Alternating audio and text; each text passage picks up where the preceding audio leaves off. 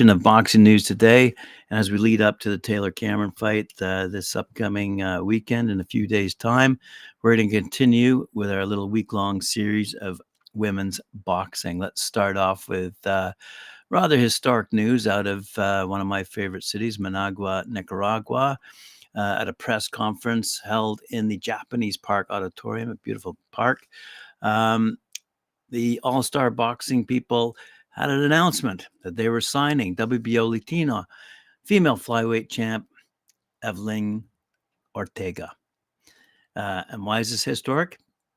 Because this multi-year pact is the first time in the company history that a female fighter has been inked with all-star boxing, breaking a 60-year-old barrier. Wow. Ortega will fight in a 6-round clash against an opponent to be named during Panama Fight Night, the series that takes place in Panama City, and that's taking place on December 1st. Let's have some additional news. All-Star Boxing's top dog, Felix Tuto Zabala Jr., dropped the exciting news. He was there and present at the announcing of the historic signing of the WBO Latino female flyweight champ, Ortega. And who is Ortega? She's the boxer who won the title for the first ever WBO Latina champion in Nicaragua. Back on October 27th, by the way, she showed off her boxing chops by outmaneuvering Sylvia Duran in a 6-round thriller, grabbing the vacant belt in a bout that had fans glued to their screens from the buzzing Alexis Arguello Arena. Ortega has been on fire lately, especially after teaming up with Marcelo Sanchez of Pinolero Boxing. The dynamic duo has turned her career around, leading to a strong run of 5 impressive wins. And now, with All-Star Boxing in her corner, things are looking even brighter. Yep. Zabala Jr., the president of All-Star Boxing, said we're over the moon to welcome the recently crowned Latino champion, Corocha Ortega, to our team. It's a new era, and Ortega's work ethic is something to behold. We're all aboard for a thrilling ride towards a world title shot in 2024. Ortega, the champ, is equally thrilled, and she said, I'm on cloud 9. Being the first female fighter in this company is a huge honor. When I won my belt, I just couldn't hold back the tears. Being a champion is everything to me. Now it's time for my next big leap in my career. So, as I said, she'll be fighting December 1st in Panama and gearing up for a fantastic 2024. Alrighty, let's have a look what else is happening. Oh, yes. Before we have the big fight night over in Dublin, we will have another series of fights taking place in France that will feature not one, but 2 fights with women in the ring. The first being someone who's familiar to Talkin Fight fans. We have interviewed her on the show. Ségolène Lefebvre.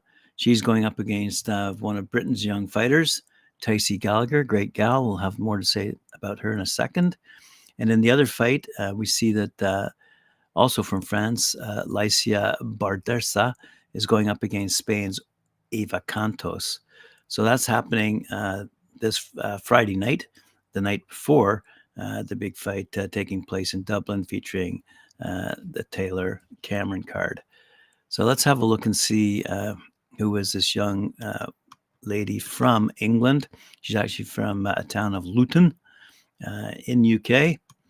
And she's in her mid-20s, and recently outpointed celebrated former Team GB star Laura Whiteside to win the Commonwealth Super Bantamweight title back in April.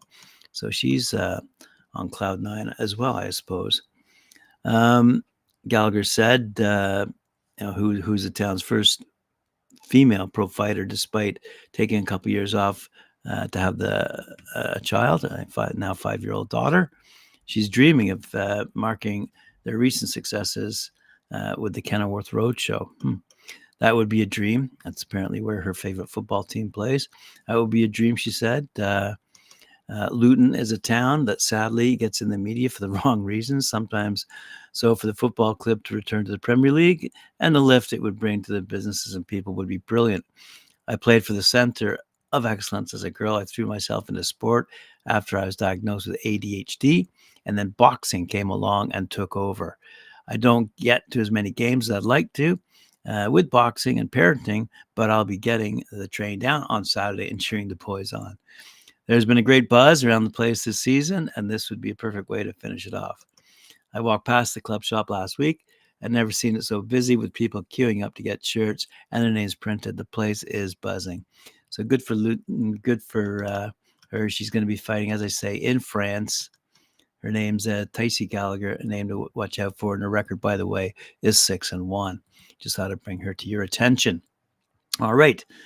Someone else who has been brought to your attention, Karriss Artingstall, believes 2024 is realistic for a world title shot for her.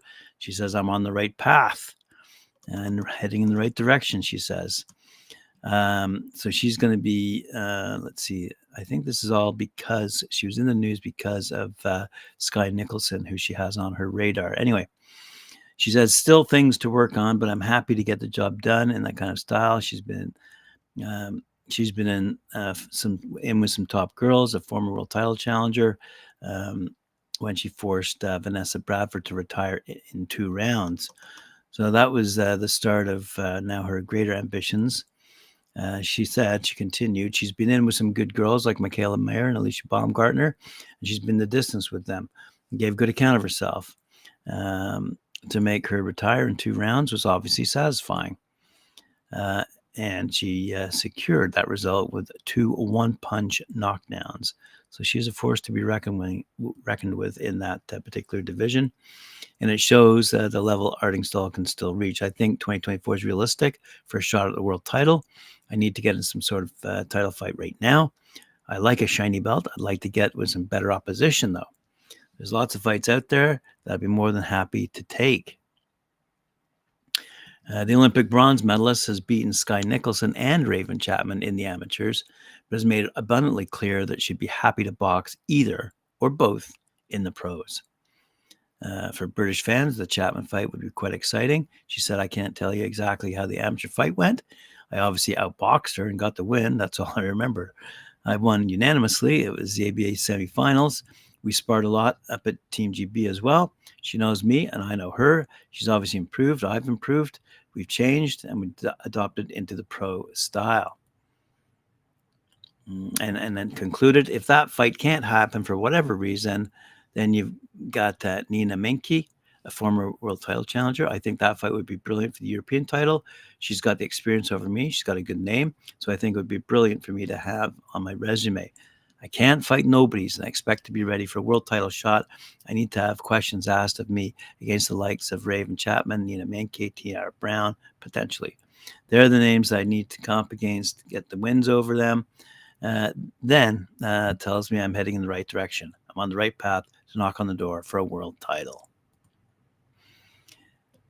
Now, speaking of Olympics, let's move over to the Cubans. The Cuban female boxers, for the first time ever, took part in the Pan American Games, which recently concluded. And for a country that's synonymous with the sport of boxing, currently sitting second on the all-time Olympic gold medal list with 41, this may seem strange to us boxing fans.